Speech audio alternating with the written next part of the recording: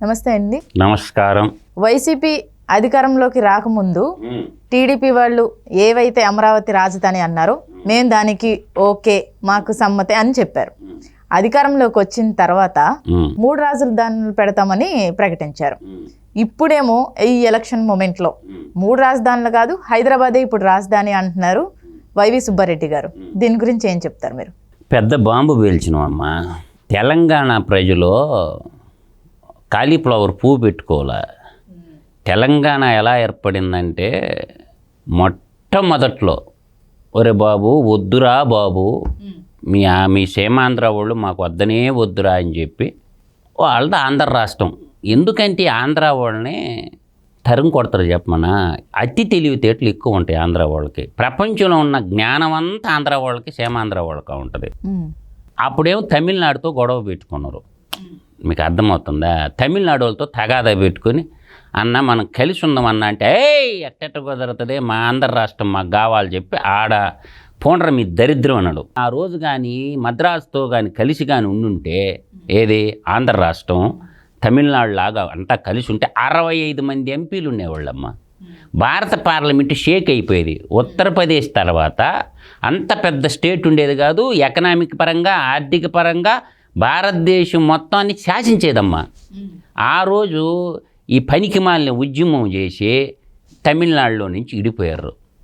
ఆ తర్వాత ఏం చేశారంటే కర్నూలులో క్యాపిటల్ పెట్టుకున్నారమ్మ, గొడారాలు వేసుకొని. ఆ కొండారెడ్డి బురుజు చుట్టూ వేసుకున్నారు. తర్వాత కోర్టు ఏమో గుంటూరులో పెట్టుకున్నారు.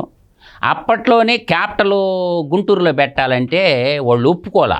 ఎవరు రాయలసీమ వాళ్ళు క్యాపిటల్ మాకు ఇస్తేనే మేము వస్తాం, లేకపోతే మేము తమిళనాడుతో ఉంటామన్నారు.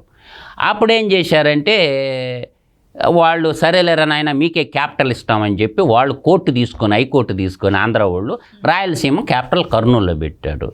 3 సంవత్సరాలు అయింది ముచ్చటగా. 3 సంవత్సరాలు అయ్యాక ఇంక బతకలేకపోయారు. జీతాలకు డబ్బులు లేవు, ఆడ ఏమీ లేదు. గొడారాల్లో బతికేశారు కర్నూలులో. అప్పుడు నెహ్రూ కాడికి పోయారు అందరూ. ఎడికి పోయారు? నెహ్రూ దగ్గరికి పోయి మేము బతకలేకపోతున్నాం అయ్యా, మాది దీనా వ్యవస్థలో ఉంది, ఏదో ఒకటి చేయమంటే అప్పుడు నెహ్రూ గారు సలహా ఇచ్చిండు.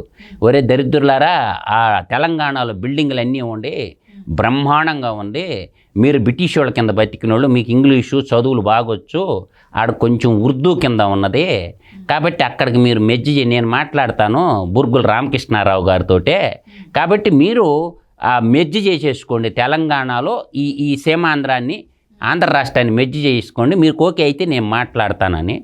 అప్పుడు నెహ్రూ గారు ఏం చేశారంటే బుర్గుల రామకృష్ణ గారితో మాట్లాడి వాళ్ళ ఆంధ్ర వాళ్ళు బతకలేకపోతారంటయ్యా, ఏదో కొంచెం దయదెలుసమంటే అప్పుడు ఆంధ్ర రాష్ట్రం వచ్చి తెలంగాణలో మెర్జ్ అయింది. తెలంగాణ పోయి ఆంధ్ర రాష్ట్రంలో మెర్జ్ కాలేదు. ఇది సర్ప్లస్ బడ్జెట్. అప్పుడు హైదరాబాద్ రాష్ట్రంగా ఉండేది తెలంగాణ రాష్ట్రం, సర్ప్లస్ బడ్జెట్లో ఉండేది, వాళ్ళు డెఫిసిట్ బడ్జెట్లో ఉన్నారు ఆంధ్ర రాష్ట్రం. సరే మెర్జ్ అయినాక అప్పుడు కొంచెం ఎడ్యుకేషన్ తక్కువగా ఉంది కదా, అప్పుడు మొట్టమొదటి పేరు ఏం పెట్టుకున్నారంటే ఆంధ్ర తెలంగాణ రాష్ట్రం అని పెట్టాలనుకున్నారు. వీళ్ళు బ్రిటిష్ వాళ్ళ కింద బతికారు కాబట్టి ఈ బ్రిటిష్ వాళ్ళు తెలివితేటలు వచ్చేసి పార్లమెంట్లో బిల్లు ఇంట్రడ్యూస్ చేసేటప్పటికే ఆ తెలంగాణ పదమే ఎత్తేసారు, ఆంధ్రప్రదేశ్గా పెట్టేశారనమాట.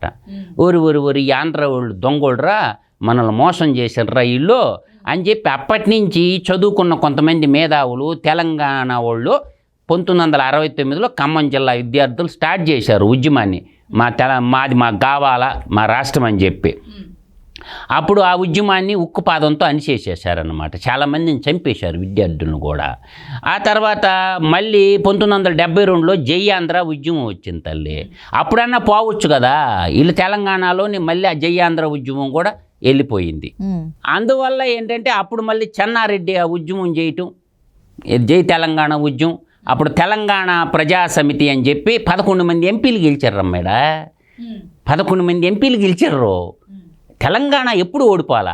తెలంగాణ జెండా ఎత్తుకున్న వాళ్ళకల్లా మళ్ళీ తెలంగాణ ప్రజలు ఆదరించారు. ఆడ ఎవరు ఎత్తారన్నది కాదు, తెలంగాణ వాదం వినిపించసాగారు. అది అప్పుడేం చేశారంటే చెన్నారెడ్డికి ముఖ్యమంత్రి చేసి ఇందిరాగాంధీ ఒరే నాయన ఎందుకు ఇల్లొల్లి, నువ్వే ముఖ్యమంత్రిగా ఉండరా నాయన, వాళ్ళకి ఎట్ట పోద్ది అని చెప్పి అప్పట్లో ఏంటంటే ముఖ్యమంత్రి తెలంగాణ ఉంటే హోం మంత్రి ఆంధ్ర వాళ్ళు ఉండాలా, ఆంధ్ర వాళ్ళు ముఖ్యమంత్రి ఉంటే తెలంగాణ వాళ్ళు హోమ్ మినిస్టర్ ఉండాలా. అంటే మెయిన్ శాఖలు వాళ్ళ రేషియో ప్రకారం ఇవ్వాలా. ఆ విధంగా ఏంటంటే నీళ్లు, నిధులు, నియామకాలు ఈ మూడిట్లో భాగంగా ఏంటంటే తెలంగాణ డక్కన్ పీఠభూమి ఎత్తు ప్రదేశంలో ఉంటుంది కాబట్టి వీళ్ళకి ప్రాజెక్టులు లేవు, పొలాలకు నీళ్లు లేవు, కరెంటు సరిగా లేదు, నీళ్లు వీళ్ళకి రాకుండా ఏంటంటే కింద డెల్టా ప్రాంతం అధికంగా ఉంది, నీళ్లు అటు పోతూ ఉండే ఆంధ్రాకి అనమాట. ఇప్పుడు మనం విద్యుత్ ప్రాజెక్టు శ్రీశైలం చూసుకోండి, నీళ్లు రాలా. నాగార్జున సాగర్ కింద కట్టారు, తెలంగాణకి ఏమైంది అప్పర్ పేస్లో ఉంది కదా. అట్లా ఏంటంటే కొంచెం నిరువుగప్పి నిప్పులాగా ఉన్నటువంటి 2001లో స్టార్ట్ చేసిండు. అప్పుడు చంద్రబాబు నాయుడు ఏదో మంత్రి పదవి లేదని చెప్పి కేసీఆర్ జై తెలంగాణ అన్నాడు. ఆయనకంటే ముందు ఇంద్రారెడ్డి అన్నాడు, ఇది సబితా ఇంద్రారెడ్డి వాళ్ళు భర్త కూడా చేసిండు తెలంగాణ ఉద్యమం. ఆయన జై తెలంగాణ జెండా పట్టుకున్నాడు. తెలంగాణ అన్న ప్రతి వాళ్ళని తెలంగాణ సమాజం హక్కుని చేర్చుకున్నది.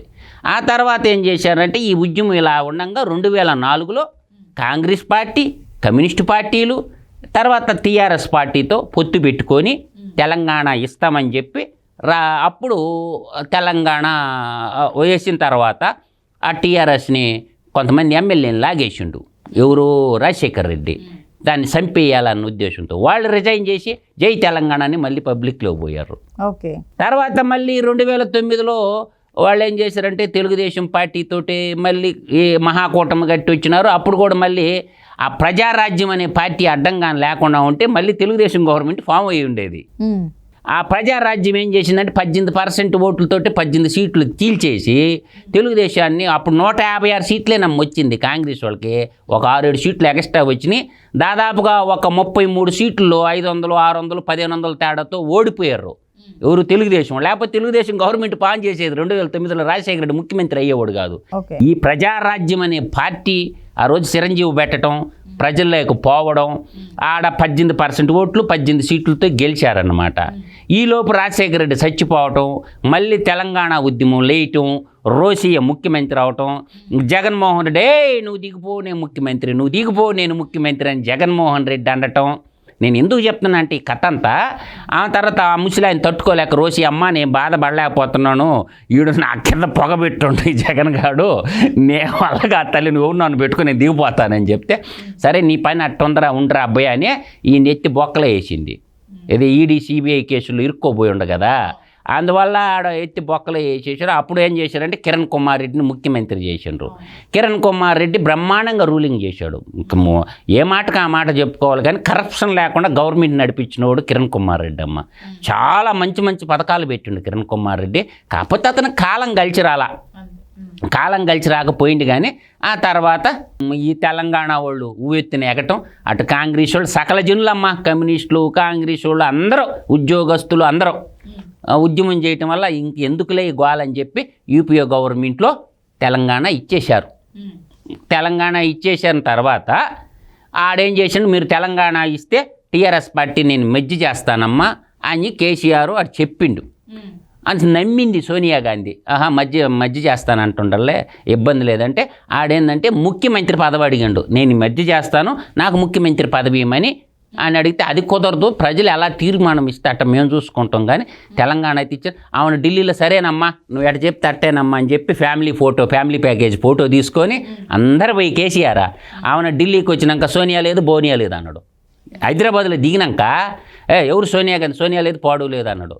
ఆమెన తెలంగాణ ప్రజలు ఏం చేశారంటే ఇప్పుడు కాంగ్రెస్కి ఎంత రిజల్ట్ వచ్చిందో మొట్టమొదట 2014 ఎలక్షన్లో టీఆర్ఎస్కి అన్నీ సీట్లు వచ్చినాయి.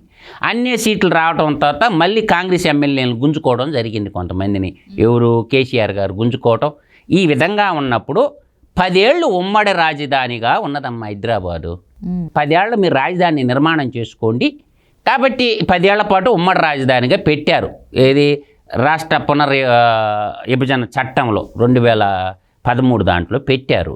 పెట్టిన తర్వాత ఏం జరిగిందంటే ఇక్కడ కొన్ని అంటే సెక్రటేరియట్లు ఎవరు వాళ్ళకి ఇచ్చారు, ఆంధ్ర వాళ్ళకి కొన్ని ఆడ కొన్ని ఇస్తే చంద్రబాబు నాయుడు గారు ఏం చేశారంటే ఇంకేముంది ఏం లేదు కదా, బస్సుల్లో ఉంటా చిన్నగా తిరగతా స్లోగా రాజధాని ఎక్కడ ఉండాలా ఒక కమిటీ వేసుకొని రాజధాని ఎక్కడ ఉండాలా ఇవన్నీ వేసుకుంటా స్లోగా ఒక 2.5 సంవత్సరం పట్టింది. ఏది పేపర్లు ఇవన్నీ తయారు చేయడానికి ఒక 2.5 సంవత్సరాలు పట్టింది ఆయనకి కుదురుకోవటానికి. అవునా, ఒక డిక్లేర్ చేసుకున్నారు అమరావతి రాజధానిగా ఉండటానికి ఒక 30,000 ఎకరాలు ప్రభుత్వ భూమి ఉన్న కాడ పెట్టమని జగన్ ప్రతిపాదన పెడితే అక్కడ అమరావతి రైతులు ముందుకొచ్చి భవిష్యత్తులో కూడా నీళ్ల సమస్య లేకుండా ఉంటుంది, పోలవరం కాడి నుంచి నీళ్ళు వస్తాయి, గోదావరి తల్లి నీళ్ళు వస్తాయి, ఇట్లా కృష్ణానది నీళ్ళు వస్తాయి, రాజధాని నగరానికి మంచినీళ్ళు ఇబ్బంది లేకుండా ఉండాలి కాబట్టి నీళ్ళ రాజధాని నగరానికి మొట్టమొదట ఉండాల్సింది నీరమ్మ. ఆ నీరు ఒక పక్క కృష్ణమ్మ, మరోవైపు గోదావరి నీళ్లు. కాబట్టి ఈ రెండు వచ్చే నీళ్లు బాగుంటాయి, ఇంకా రాజధానికి నీటి సమస్య ఉండదు. తర్వాత ట్రాన్స్పోర్టేషన్ ఏంటంటే జంక్షను. ఇప్పుడు సౌత్ ఇండియా పోవాలంటే అన్ని విజయవాడ రావాలా, ఏది కేరళ ట్రైన్లు కానీ, తమిళనాడు కానీ, కర్ణాటక మొత్తం త్రూవార్డ్స్ అంటే మనం కాజీపేట మీద వరంగల్ బాద్దు కాబట్టి అమరావతి సెంటర్లో ఉంటుంది, అందరికీ సమాన దూరంలో ఉంటుంది, ఒక మూల లేకుండా. ఇది అనంతపురం వాళ్ళకి కానీ, శ్రీకాకుళం, పలాస, ఇచ్చాపురం వాళ్ళకి కూడా సమాన దూరంలో ఉంటుంది. కాబట్టి హైదరాబాదు, సికింద్రాబాద్ లాగా గుంటూరు, విజయవాడ ట్విన్ సిటీలు లాగా ఉంటాయి. ఒక బ్రహ్మాండంగా యుద్ధ ప్రాతిపదికన డెవలప్ అయిపోద్ది, అన్ని వనరులు ఉంటుంది, స్కిల్ మ్యాన్ పవర్ అందుబాటులో ఉంటుందని చెప్పి అమరావతిని రాజధానిగా డిక్లేర్ చేసి రాజధాని రైతులను ఒప్పించి, అర్థమైందా, వాళ్ళు ఏం చేశారంటే వాళ్ళకు మేము ప్రభుత్వంగా ఒక ఒప్పందం కావాలి, మేము ఫ్రీగా అయ్యామని చెప్పి వాళ్ళకి CRDA ఒక చట్టం చేసి, అర్థమవుతుంది, దానికి తర్వాత వాళ్ళకి ప్రభుత్వంకి ఇచ్చారన్నమాట. ఇది 1 ఎకరా ఇచ్చి 25 సెంట్లు వాళ్ళకి డెవలప్ చేసి రాజధాని అంటే ఇచ్చారు. చిన్నగా 2.5 సంవత్సరంలో ఏం చేస్తారమ్మా, 2.5 సంవత్సరంలోనే హైకోర్టు కట్టిండు, ఆ 2.5 సంవత్సరంలోనే సెక్రటేటర్ కట్టిండు, 2.5 సంవత్సరంలో జడ్జి క్వార్టర్స్ కట్టాడు, ఆ 2.5 సంవత్సరంలోనే క్లాస్ 4 కానించి IAS ఆఫీసర్ల దాకా క్వార్టర్లు కట్టాడు, MLCలకి ఒక క్వార్టర్లు, ఇలా కట్టుకుంటూ 2.5 సంవత్సరంలో ఏం సాధిస్తారో నాకు చెప్పండి అమ్మా. అప్పుడేం చేశారంటే ఇప్పుడు హైదరాబాద్లో చాలా ఆస్తులు ఉన్నాయి, మనకు సెక్రటేటర్లు అవన్నీ ఉన్నాయి కదా, అవన్నీ మన కిందే ఉన్నాయి, వాడుకుంటా ఉన్నారన్నమాట. అప్పుడు తెలంగాణ గవర్నమెంట్ మాకు ఇస్తే బాగుండు అని ప్రతిపాదన చంద్రబాబు నాయుడు ఇవ్వాల ఆ బిల్డింగుల్ని, మనకే ఉండాలంటే అప్పుడు ట్యాక్సులు కూడా అంటే ట్యాక్స్ కడతారు, గవర్నమెంట్ బిల్డింగ్ ట్యాక్స్ కట్టాలి కదమ్మా, అంటే వాటర్ ఇస్తారు, కరెంటు బిల్లులు అన్నీ తెలంగాణ గవర్నమెంట్ కడతా ఉన్న తర్వాత వీళ్ళు ఏం చేశారంటే ఈ చంద్రబాబు నాయుడు ఏమీ చేయలేదని చెప్పి సోషల్ మీడియాలో గ్రాఫిక్స్ అవి పెట్టేసి దుమ్ముగా నా అమరావతి రాజధానిగా ఉంటుందని ఎలక్షన్ ముందుకు చెప్పేసి గెలిచిన తర్వాత ఏం చేశారంటే 2019 ఎలక్షన్లో ముఖ్యమంత్రి ఏం చేసిండు, 3 రాజధానులు అని చెప్పి ప్రకటించాడు. 3 రాజధానులు, ఒకటే కర్నూలు న్యాయ రాజధానిని, అమరావతి శాసన రాజధానిని, వైజాగ్ ఏమో పరిపాలనా రాజధాని, 3 రాజధానులు పెట్టి 3 పంగనామాలు పెట్టిండు సీమాంధ్ర ప్రజలకి. అప్పుడు ఈ 3 రాజధానులు ముచ్చట ఏమైందంటే ఈ అమరావతి రైతులకి ఒప్పందం ఉంది కదా, వీళ్ళు పోయి కోర్టులో వేశారు, మా అగ్రిమెంట్కి మీరేంది తప్పు చేస్తారు, మమ్మల్ని నిట్ట నిలువున మోసం చేశారు. కాబట్టి వాళ్ళు కోర్టులో వేయటం వల్ల ఏం చేసిందంటే ఆయన బిల్లు కూడా పెట్టిండు. ఆయన అప్పుడు ఆ బిల్లు చల్లదని సుప్రీంకోర్టు తీర్మానం పెట్టింది, ఆ బిల్లు అసెంబ్లీలోని పెట్టిండి వెనక్కి తీసుకున్నాడు 3 రాజధానుల బిల్లు. ఇప్పుడు దేశ ప్రధాని అయినటువంటి నరేంద్ర మోడీ గారు వచ్చి, కేసీఆర్ గారు వచ్చి, పక్క రాష్ట్ర సీఎం ఆ రోజు, తర్వాత చంద్రబాబు నాయుడు కలిసి కొబ్బరికాయ కొట్టి శంకుస్థాపన చేస్తే భారతీయ జనతా పార్టీ మోడీ గారు ఏం చెప్పాలిగా, జగన్మోహన్ రెడ్డి తింగరేశాలు ఈ బాకు అమరావతి రాజధాని అని చెప్పాలి కదా. నరేంద్ర మోడీ గారు పాపం పలుకే బంగారమాయని విశాఖపట్నంలో ఏదో ఒక మీటింగ్కి వచ్చిండు ఈ 5 ఏళ్లలో జగన్మోహన్ రెడ్డి ముఖ్య. ఆడేం చెప్పాలిగా, జగన్మోహన్ రెడ్డి అమరావతి రాజధాని నేను శంకుస్థాపన చేసిన దాన్ని నువ్వెట్టా నాశనం చేస్తావు జగన్మోహన్ రెడ్డి, ఇది కుదరదు అని ఒక్క మాట కానీ మోడీ గారు అని ఉంటే జగన్మోహన్ రెడ్డి యాడిగిపోడు కదా. కాబట్టి ఈ భారతీయ జనతా పార్టీ, యువజన శ్రామిక రైతు పార్టీ ఈ 2 కలిసి అమరావతిని చంపేశారు. ఋషికొండకు బోర్డు కట్టి ఆ బిల్డింగ్లు కట్టుకున్నారు. ఆ కట్టే బిల్డింగ్లు అమరావతిలో కడితే సరిపోయేదిగా.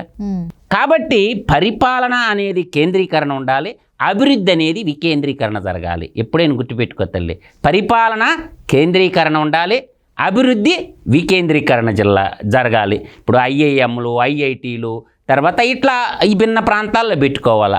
యూనివర్సిటీలు, తర్వాత అభివృద్ధి అంటే ఇండస్ట్రీలు. ఒక ఉత్తరాంధ్రలో ఒక పరిశ్రమ పెడితే రాయలసీమలో ఒక పరిశ్రమను. అప్పటికీ చంద్రబాబు నాయుడుకు చాలా కృషి చేశాడమ్మా. అప్పుడు ఎడారి లాంటి అనంతపురం జిల్లాలో కియా పరిశ్రమ తెచ్చాడుగా, 100 మందికి ఉద్యోగాలు వచ్చినాయిగా. తర్వాత నెల్లూరు జిల్లాలో తడకెళ్ళండి మీరు, చాలా సెల్ ఫోన్ కంపెనీలు, తర్వాత లెదర్ కంపెనీలు చాలా వచ్చినాయి. అప్పుడప్పుడు అడుగులు వేస్తుంటే ఈయన కూడా ముందుకు ఒక అడుగేసి, ఈయన అనుకున్నది ఏం లేదమ్మా జగన్మోహన్ రెడ్డి, నేను ముఖ్యమంత్రిని అయితే అందరు నా కాడికి వస్తారు పారిశ్రామికవేత్తలు, నేను ఏది చేసినా నడసద్దు అనుకున్నాడు. నువ్వు ముఖ్యమంత్రి అయితే ఎవరికి గొప్ప, 5 ఏళ్లకు ఒకసారి వచ్చిపోతారు ముఖ్యమంత్రి. కాబట్టి వచ్చిపోయే ముఖ్యమంత్రులు ఎంతమందిని చూసుంటారు పారిశ్రామికవేత్తల. అందువల్ల ఏంటంటే జగన్మోహన్ రెడ్డి సంక్షేమాన్ని అడ్డం పెట్టుకున్నాడు. ఈ సంక్షేమంలో నన్ను గెలిపిస్తుందంటే ఆ సంక్షేమం ఎప్పుడు సంక్షోభానికి దారితీసిద్దమ్మా. ఎప్పుడైనా సరే ఇప్పుడు చిన్న డబ్బులు తీసుకుంటారు, మర్చిపోతారు. అది ఒక బిల్డింగ్ ఉంటే 100 ఏళ్ళు చూస్తూ ఉంటారు, ఒక కంపెనీ ఉంటే ఉపాధి వస్తుంటుంది. కానీ నువ్వు పెంచి ఎన్ని రోజులు పోషిస్తూ ఉంటావు. అందువల్ల ఏంటంటే ఇప్పుడు ఏమంటాడంటే ఇంకొక 10 ఏళ్ళు మాకు కావాలని చెప్పి అని అడుగుతుండు. అసలు సెక్రటేటర్ ఎట్టకోలగట్టి కొత్త సెక్రటేటర్ కట్టిండి కేసీఆర్, జగన్మోహన్ రెడ్డి రాసిస్తేనే కదా. జగన్మోహన్ రెడ్డి ఇంటికి వచ్చి అలాయి బలాయి చేసుకొని కేసీఆర్ కాడ పెట్టింది మెక్కి మొత్తం రాసిచ్చేసిండు కదా. చంద్రబాబు నాయుడు ఏం రాసి ఇలా హైదరాబాద్ ఆస్తులు ఈ 10 ఏళ్ళు మనమే ఉందాము అనుకున్నాడు చంద్రబాబు నాయుడు, తర్వాత చూసుకుందాంలని. మొత్తం రాసిచ్చింది ఎవరు? కేసీఆర్కి జగన్మోహన్ రెడ్డి రాసిచ్చాడు. ఇవాళ వాళ్ళ చిన్న ఆయన వచ్చి మేము భారత పార్లమెంట్లో పోరాటం ఇంకొక 10 ఏళ్ల పాటు హైదరాబాదు ఉమ్మడి క్యాపిటల్గా ఉండాలంటే చెప్పు తీసుకొని కొడతారు. తెలంగాణ పబ్లిక్ బార్డర్ కూడా దాటనీరు. ఎందుకు లేనిపోయిన రచ్చల ఎలక్షన్ కోసం లేవదీస్తూ సుబ్బారెడ్డి, ఇది పద్ధతి కాదు. అసలు విషయం నేను చెప్తానేనండి. ఇప్పుడు వాళ్ళ కంపెనీలకు సంబంధించిన కార్పొరేట్ ఆఫీసులన్నీ హైదరాబాద్లో ఉన్నాయి. ఇది సజ్జల రామకృష్ణారెడ్డి కొంప కూడా మణికొండలోనే ఉంది. సుబ్బారెడ్డికి సంబంధించిన కంపెనీలు ఆఫీసులన్నీ హైదరాబాద్లోనే ఉన్నాయి. తర్వాత జగన్మోహన్ రెడ్డికి సంబంధించిన ఆస్తులన్నీ హైదరాబాద్లోనే ఉన్నాయి. సాక్షి మీడియా కానీ, ఇందిరా టెలివిజన్ కానీ చాలా కార్పొరేట్ ఆఫీసులు. ఇప్పుడు జగన్మోహన్ రెడ్డి క్యాబినెట్లో ఉన్న మంత్రులు, జగన్మోహన్ రెడ్డి దగ్గర ఉన్నటువంటి ఎమ్మెల్యేలు, వాళ్ళ కార్పొరేట్ ఆఫీసులన్నీ హైదరాబాద్లో ఉండే, వాళ్ళ కొంపలన్నీ హైదరాబాద్లో ఉండే. కాబట్టి ఇంకో 10 ఏళ్ళు ఉంటే మనకి ఇబ్బంది వస్తుంది. ఇంకా రేపు జూన్ 2 తోటి అయిపోతే మన పని గోయిందారనాయన ఇంకా ఫుట్బాల్ ఆట ఆడుకుంటారు మనల్ని ఆ భయంతో ఈ 3 రాజధానులని చెప్పి ఒక్క రాజధాని కూడా కట్టలేకపోతేవా అబ్బలగొడుకులు ఇద్దరు కలిసా జగన్మోహన్ రెడ్డి వైవి సుబ్బారెడ్డి ఇప్పుడు హైదరాబాద్ కావాల్సి వచ్చింది. మీకు చెప్పు తీసుకొని కొడతారు తెలంగాణ పబ్లిక్. ఇట్టా కాదు, తెలంగాణ వాళ్ళ జోలికి రాబాకండి. ఇప్పుడు కన్నా సరే భద్రంగా ఉండండి, మీ రాష్ట్రాన్ని మీరు అభివృద్ధి చేసుకోండి. తెలంగాణతో మీకేం పని రా బాయ్, 10 ఏళ్ళు అయిపోయింది. ఇంకా మళ్ళీ సిగ్గు లేకుండా వచ్చి మళ్ళీ తెలంగాణలో మాకు రావాలంటే తరిం కొడతారు. ఇక్కడ బతికే వాళ్ళన్నా బతకనింటారు. కొంతమంది సీమాంధ్ర వాళ్ళు ఆ ఊళ్ళల్లో ఆస్తులు లేకుండా ఇక్కడ హైదరాబాద్లో అన్నీ పెట్టుకొని బతుకుతున్నాం. తెలంగాణ జీవన స్రవంతిలో మేము కూడా కలిసిపోయి ఉన్నాం. కాబట్టి మీ రాజకీయం ఏదన్నా ఉంటే మీరు చేసుకోండి. మాలాంటి వాళ్ళు జ్యోతులు చేసి కాదు, మేము ముందు తీసుకుంటాం. కర్రలో సుబ్బారెడ్డి గుర్తుపెట్టుకో, మేము సీమాంధ్ర వాళ్ళము చాలామంది మా అమ్మలో మా నాన్న వాళ్ళ ఆస్తులు అన్నీ అమ్ముకొని వచ్చి మేము తెలంగాణలో బతుకుతున్నాం. మమ్మల్ని బతకనండి, మమ్మల్ని చంపబాకండి. మీరు కానీ ఈసారి కానీ తెలంగాణకు కానీ మీరు కానీ వచ్చి హైదరాబాద్ మాది బొంగు భోషాణం అన్నారనుకో, ముందెత్తున మేము ఉంటాం. తెలంగాణ వాళ్ళు కాదు, కర్రలు పట్టుకొని మేము తిరగబడతాం మీ ఆఫీసుల మీద, మీ కొంపల మీద, మీకున్న కార్పొరేట్ ఆఫీసుల మీద. తెలంగాణ ఉద్యమంలో నేను పనిచేసిన కాబట్టి నాకు తెలుసు ఆ బాధ. నాది సింహపూర్ సేమే. కాబట్టి పుచ్చలపల్లి సుందరయ్య ఆ రోజు నిజాం నవాబు మీద తిరగబడిండు, తెలంగాణ రైతాంగ సాయుధ పోరాటం పెట్టి. అట్టా ఈసారి ఇంకోసారి హైదరాబాదు మాకు ఉమ్మడి క్యాపిటల్ బొంగు భోషాన అన్నం అంటే తెలంగాణలో సెటిల్ అయినా మేము తెలంగాణ మాకు అన్నం పెడుతుంది, తెలంగాణ మాకు బతుకు చూపించింది. కాబట్టి కర్రలు తీసుకొని తరిం కొడతాం, మేమే తరిం కొడతాం. ఇంకొకసారి మీ కొడుకులు కానీ అబ్బాయి కలిసి కానీ తెలంగాణ జోలికి కానీ వచ్చారంటే ఇంక ఏమి ఉండదు. మీ తెలంగాణ వాళ్ళు కాదు కొట్టేది, మేము కొడతాం మిమ్మల్ని తరిమి. కాబట్టి ఒళ్ళు భద్రంగా పెట్టుకొని ఉండో. నీ ఇష్టం వచ్చినట్టు తెలంగాణ మీద చవాకులు బేలినవంటే పద్ధతిగా ఉండదని వైవి సుబ్బారెడ్డికి పద్ధతిగా చెప్తుండా. అందువల్ల ఏంటంటే నువ్వు చాలా భద్రంగా ఉండో. నువ్వు తెలంగాణ జోలికి రాబాకు, నీ ఏడుపేది నువ్వు మింగలేక నువ్వు అభివృద్ధి చేసుకొని చేతగాక ఆంధ్రప్రదేశ్ని తాకట్టు పెట్టేసి అప్పులు కుప్పగా చేసేసి రాష్ట్రాన్ని నాశనం చేసినారు. కాబట్టి భద్రంగా ఉండండి. తెలంగాణ జోలికి వస్తే మాత్రం బాగుండదు. ఇప్పుడే చెప్తున్నా మీకు. జై తెలంగాణ.